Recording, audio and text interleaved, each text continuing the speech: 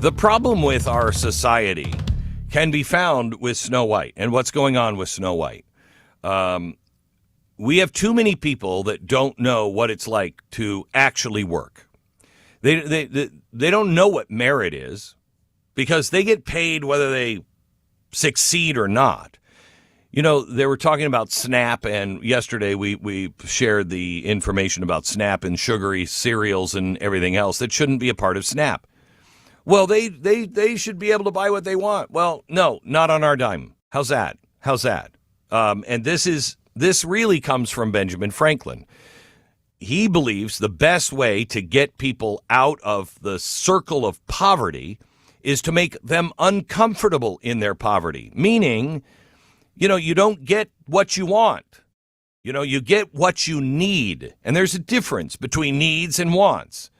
And if we give people what they need, people want more than that. Well, they'll learn that they have to change their behavior. Maybe their behavior is self-destructive. Maybe their behavior is just pure laziness. Maybe it's a lack of education. But we can find those solutions together. If you're not getting what you want, you're only getting what you need. You know, it was Edward Bernays that said, the problem with America is we've got a country of needs. We need to turn this around to a country of wants. He, by the way, was the father of American propaganda. He's the guy whose books all taught Goebbels how to make Germany into an all-new place. He is the author of Modern Advertising. We got to just change this from a nation of needs to a nation of wants. No, we need to do the exact opposite now. We need to make our nation a nation of needs again, and that one that even understands needs. So the producer of Snow White, Mark Platt, the son of the producer, Mark Platt, has just gone on X and defended his family's name and the father. So one commenter wrote in his Instagram and tried to flip the switch here and flip the narrative. Apparently, his dad had to fly to New York City to reprimand what's-her-face, the woman who played Snow White, what's-her-face, Rachel Zegler. And had a reprimand because when they went out on tour for publicity, she starts in with all of her political nonsense. And that wasn't helping Disney. It wasn't helping the movie. You know, hey, Snow White. Yeah, let me tell you about Palestine and Israel and how bad Israel is and how bad Trump is. Okay, that's not going to help sell the movie. You've just divided the country in half. So you've lost half of the revenue we could have had because you pissed off half the country. Now, this is exactly what would be said to me. You know, I go in and I say, hey, I want to work for NBC. Well, first of all, it would never happen because A, I wouldn't want to work for NBC, but two, because they would never hire me.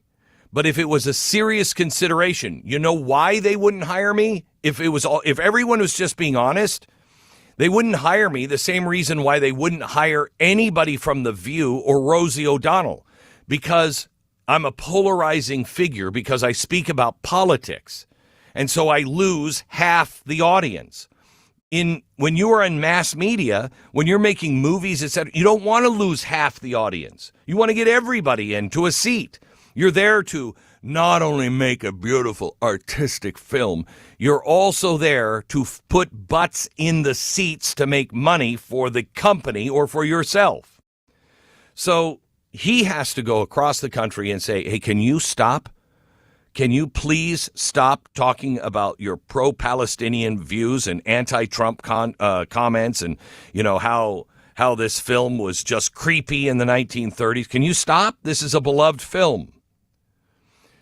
So somebody goes on Twitter and says to Jonah Platt, the son of the producer who had to do that, your dad flew to New York City to reprimand a young actress. Any words on this?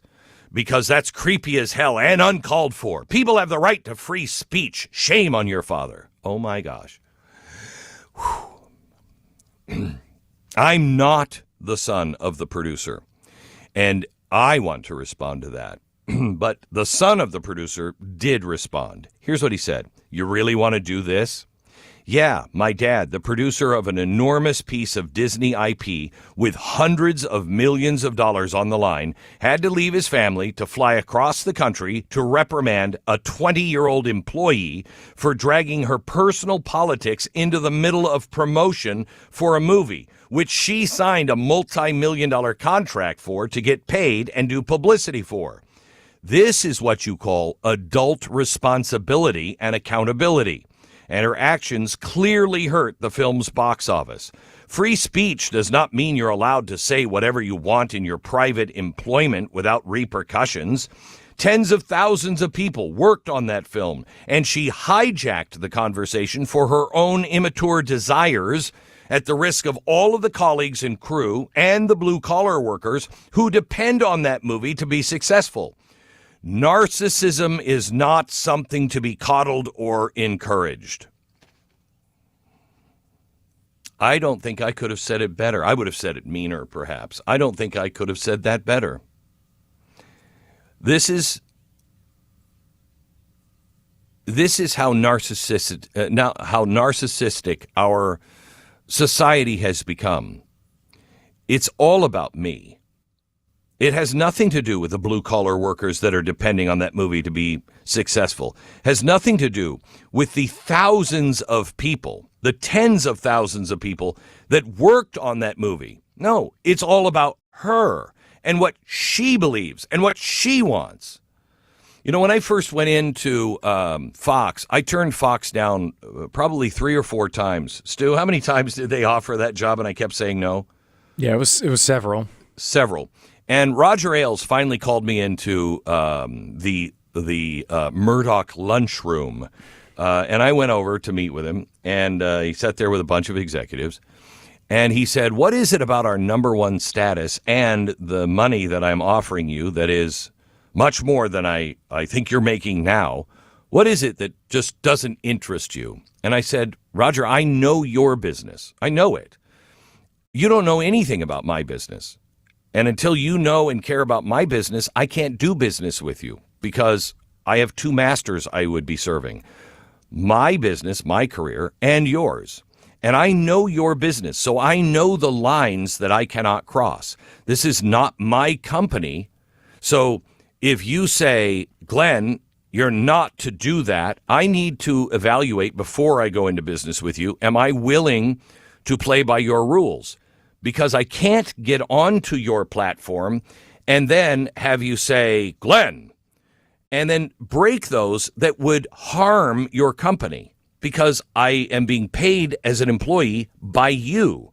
Now, it doesn't mean we're going to agree on everything, but I'm not going to do harm to your company. And I need you to tell me you're not going to do harm to my company. So that was the beginning of the conversation of going into business with Fox.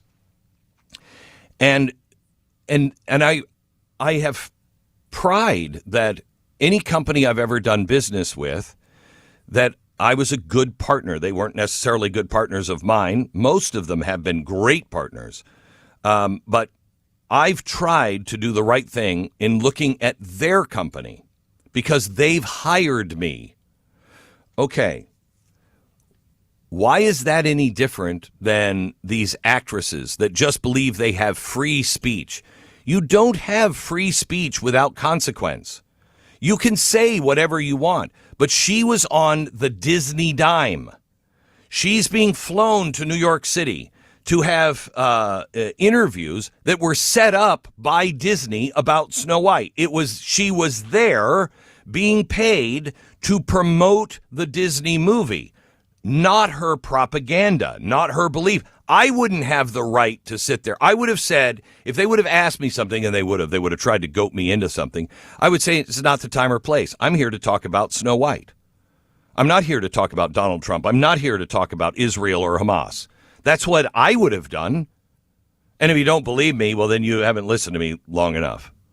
I know what my responsibility is. And if I'm going to make that deal and get into business with somebody, I know the difference of when I'm on their dime and when I'm not on their dime. Now, I want to leave that and hold my own press conference.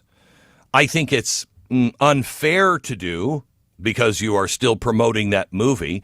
So if you do it at the same time you're in promotion, you are going to sabotage your partner, Disney, and that's not right. But if I felt strongly about it, I would get off of the tour after I finished the tour, and I would say something then in my own space, in my own time, and I would make it clear this has nothing to do with Disney. It has nothing to do with the movie. The movie is completely separate. Now, if somebody wants to make that about the movie, that's fine. That's their thing. But I'm not on the company dime. That's how freedom of speech works. You have freedom of speech.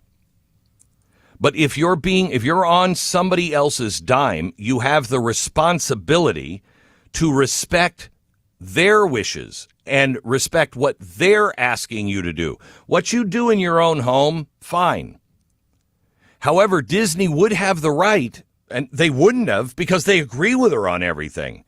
Oh, men are just disgusting, especially white men. They're all there with you. So they're not going to let you go. They let Roseanne go, sure, but not her. Even though this is a massive flop, they didn't let her go. They just had the producer fly out and say, can you shut the pie hole for a minute? You're killing us. You're killing the movie. You're killing everybody who worked on this movie. You're killing Disney. What are you doing? If this woman gets another acting job in a movie, it'll tell you everything you need to know about Hollywood. There's no way this woman should be hired for anything ever again. One of the bigger box office bombs. The reason why it was a bomb is because she was just completely irresponsible. Now, how do we teach our children this responsibility? We teach our children this responsibility by not allowing them to become narcissistic. You know what, sweetheart? Life isn't fair, and it's not always about you. Once we start looking and gazing at our own image on social media all the time, and we begin to believe that we're the most important thing ever, the whole thing goes to the crapper. We have to put narcissism back into the ugly place that it has always been, and understand that we are a narcissistic society, and that needs to change.